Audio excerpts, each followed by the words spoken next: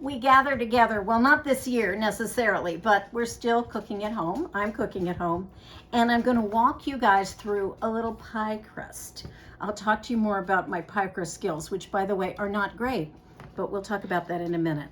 This bowl has a mixture of flour and a tiny bit of salt, and then I'm adding some shortening, vegetable shortening. You can certainly use butter, but the vegetable shortening makes a nice flaky crust and is less likely to melt on you at critical moments of rolling out your pie crust. So that's kind of a nice thing. Then we take this, and you can do this with forks, you can do this with your hands, although that does melt things a little bit. I'm just using my pastry blender to blend in the shortening. And yes, make a mess. Sorry about that. But it happens. Let's do this. There we go. We're going to get there. It doesn't have to be, fortunately, completely blended in. But you do want small pieces rather than giant boulders of shortening in your pie crust. There. I think that's going to do us. You can do it more at home.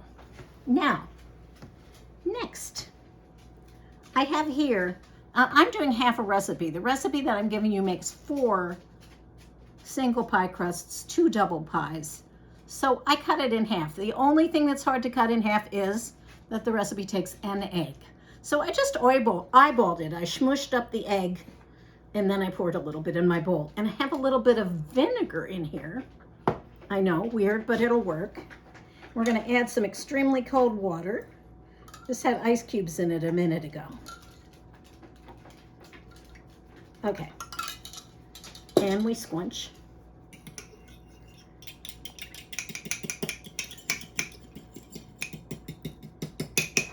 Mess, mess, mess. Get lost. Okay. Getting there. Now, this goes in here. And then we use a spoon or a fork just to stir it in.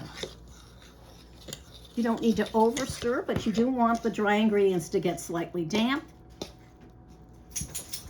If you have a lot of pieces of flour left, you can add a tiny bit more water, but don't add too much water. I don't understand the chemistry of this, but if you overwater your pie crust, it's tough.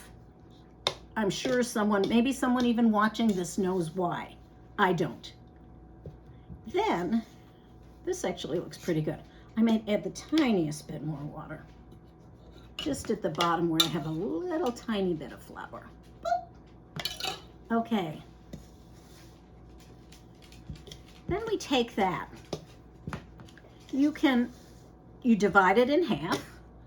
One for the bottom crust and one for the top crust, or in the case that we're doing here, 2 bottom crusts, because we're making a 1 crust pie.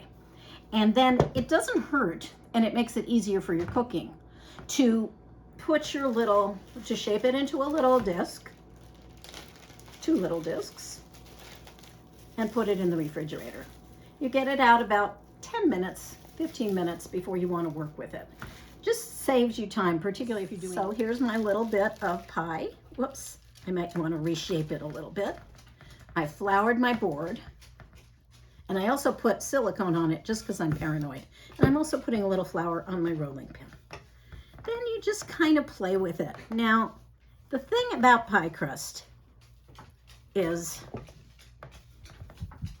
some people are good at it and some people aren't. Mostly the people who are good at it do it a lot. I don't. But the 2 lessons that I've learned, and I'm going to share them with you, and then we're going to cut off because we're almost out of time for this segment, is don't be afraid of the pie crust. The worst that happens is you patch it a little bit. The other thing is, and this is true of every single Thanksgiving recipe there is, make sure you bake with love. So I'm going to finish rolling this out, and then we'll be back to make an actual pie with it.